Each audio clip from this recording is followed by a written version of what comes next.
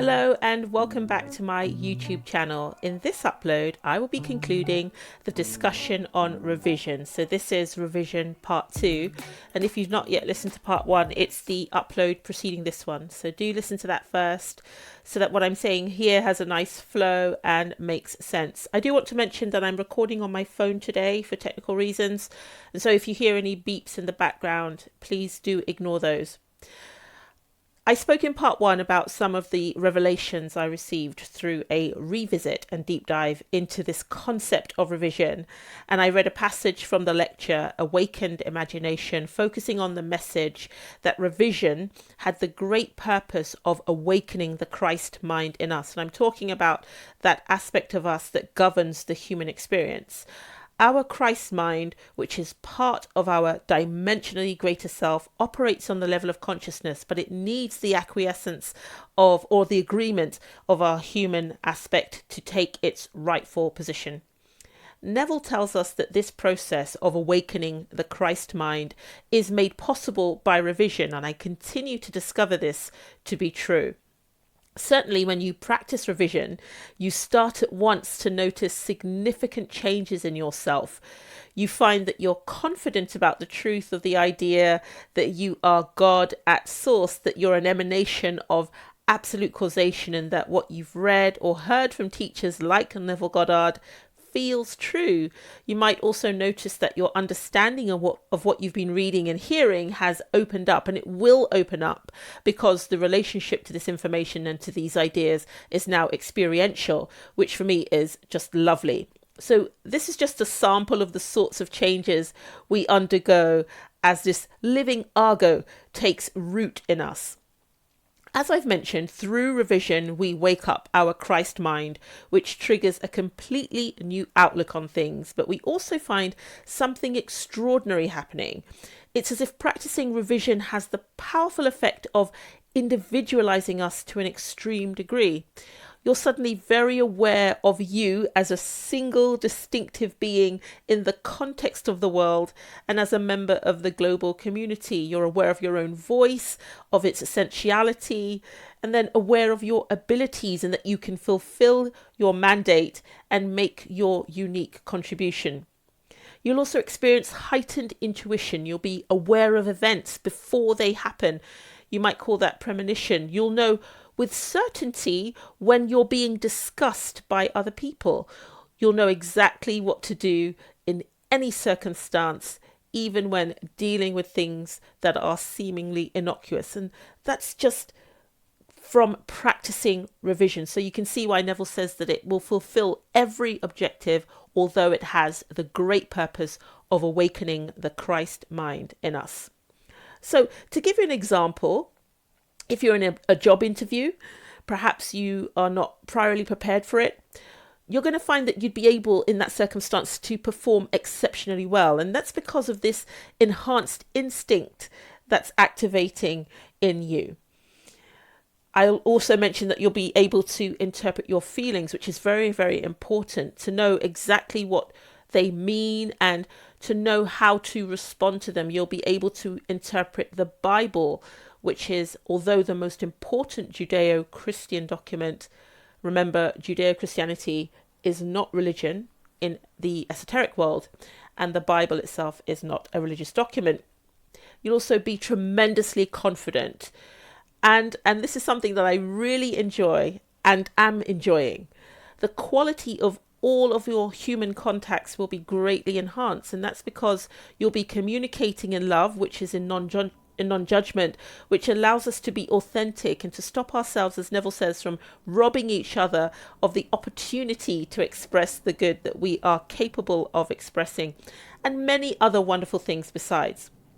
So revision then, even though it has this lofty intendment, is still a form of metaphysical prayer, which is not petitioning or supplication, but instead psychological rearrangements, that produce corresponding changes in our physical lives. So I'll say that again.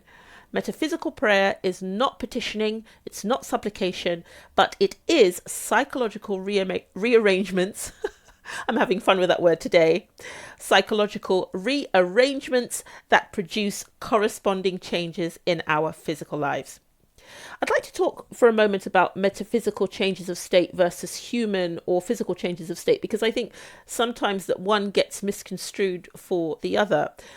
So metaphysical changes of state are psychological changes produced by emotion, whereas human or third dimensional / physical changes of state are psychological too, but they're produced by external stimuli. So metaphysical changes of state employ the conscious use of imagination. So that's what makes them different. And they also offer permanent residency, whereas their physical counterparts are always temporary and leads one back to the life that one is trying to escape. So, for example, let's say someone won the lottery. That would certainly bring about a temporary adjustment. But then we often see it happening that people who win the lottery find themselves back in the poorhouse before too long. Or let's say that someone was changed, psychologically changed by a trauma. That would certainly affect their behavior and cause an alteration. And then perhaps they're more cautious for a while, but eventually they will relax and find themselves confronted once again with the same dangers as before. So that's on the human side. Whereas on the metaphysical side, our emotions, being an indication of what we believe to be true, are the things that cause the change. And as long as we consent to these new beliefs, we're going to alter our lived experience from the inside out. And we can do that for the duration of a lifetime. So it's important to know the difference, for us to understand that a change in something like our environment or our status in life doesn't necessarily signal a change in our emotional state. And this is why we perform metaphysical prayer, so that we're always clear about what things are. There will come a time when you won't need to perform any technique of metaphysical prayer. But while we're working towards getting to that state, we use metaphysical prayer in this way to help us to know the difference between physical or third dimensional or human changes of state and metaphysical changes of state. That's the stuff that Neville talks about, and what I talk about, and what many others talk about too. So this also supports Neville's assertion that changes in state are not inevitably congruent with the passage of time. And this is why he goes on and on about our actually performing the change psychologically and doing it as our dimensionally greater selves. And we do that, as I say, by using our emotions. So I hope this makes the whole concept of changing state more tangible and easy to understand for anyone who's had any confusion about it.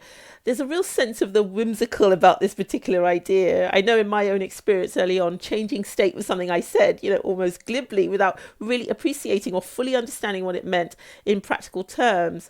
So just to wrap up on this changing state idea, on the metaphysical side, it's a change in our psychology that has been led by our feelings. So it's a change in what we now believe to be true about ourselves, about other people, and about all things that exist as a product of this emotional communication. So going back to revision then, let's conclude our discussion by revisiting Neville's techniques. So Neville has three main ways. Well, I've really isolated three main ways, even though he refers to it here and there. There are three main ways that he practiced revision. So I'm referring to the method that he described in the lecture, Awakened Imagination, which is performing revision at the end of your day. So he tells us that as you're about to go to sleep, you mentally relive the day, and then you pause at any event you wish had gone differently, and you change that event. And he tells us that this is important because it helps us not to let the sun set on our wrath, which means not to sleep on any dissatisfaction. And the reason we do that is to prevent those things from going ahead, to confront them with all their unloveliness later on. So remember to ensure that when you are performing this exercise, when you enter the scene you wish to change, you stay focused on how things would feel if they were as you wanted them to be. As you notice your feeling, a corresponding mental image will emerge. So you're not leading the exercise from the human side. You're not synthesizing or conjuring up images. You're focusing on your feeling, and you're allowing a corresponding image to emerge. And that is the scene that you're going to activate. Remember, you activate this image by using your subjective senses. So look around, touch something, perceive any odors, hear any sounds, if applicable, taste something. And then, as Neville says, you stay with this scene until it has taken on all of the tones of reality. And also, please ensure that you reach the point of absolute certainty when you revise. And that's the explosion or the climax point before you continue. If you feel up to it, you can revise more than one event in one cycle. But if you fall asleep in the process, that's absolutely fine. You can address things later on. And you'll definitely know if you've succeeded or not, because things will feel different. That's to say, you will notice that they're different without looking for any signs, if that makes sense. It won't be necessary for you to kind of check in, but you'll just observe and enjoy what you're observing. And even if those changes are very subtle, it's important that you accept all of them as elements of the new track you're walking on. If you want a bit more detail, as I say, you can listen to part 1 again, because I speak about this in a little bit more detail. So there really isn't much more to add about the technique itself. You know how to do it, and if you don't know how to do it, I will include the passage that deals with the technique itself in the description box below, so you can read through that. I'll only add the caveat that when you're revising, any physical tension you experience is a signal that you're rejecting the transmission. Revision, like all methods of metaphysical prayer, is, as I've said, feeling-led. It's a feeling-led practice. Your human being, including your mind, is your apparatus under the control of your dimensionally greater self. So it's important that when you pray metaphysically, it is your dimensionally greater self that is performing the prayer. So as I say, that means that the activity itself is feeling-led. Your dimensionally greater self needs your human body to give human parentage or objective reality to its activities, like a sort of 3D printer, if you like. But it does expect and require that your human body, your human aspect, remains submissive to it throughout the process.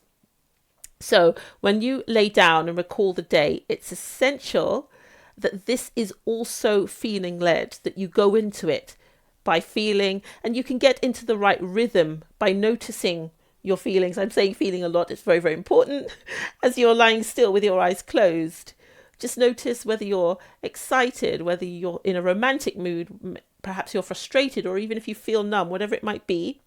But by noticing your feeling first, you're switching or locking into the correct outlook for the purpose of metaphysical prayer. And then what will happen as you're just concentrating on your feeling and you're going to revise, your dimensionally greater self will play the tape of your day. So it's going to be a bit like watching a movie.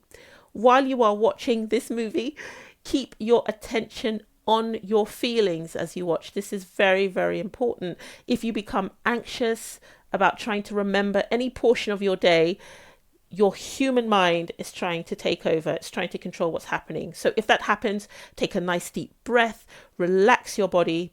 And if you cannot relax, you may need to revive yourself and start again. But very often, taking a nice deep breath and relaxing will be enough for you to continue the process in the correct way. As I said, I'll post details of the technique as described by Neville in the description box below. I'm not going to change the language. It's just a cut and paste job. So you can read through it if you need to. And please feel free to ask any questions if you'd like to. So this really concludes our discussion on revision. I do hope you've enjoyed it, that you found it useful. And if you have any experiences that you'd like to share, if you've changed Neville's technique, if you have your own technique that you found to be very effective, please share that in the community section of my channel so that we're able to learn from each other. I think that's going to be a really exciting exchange going forward, just hearing from you how you've modified or what you've received from source itself.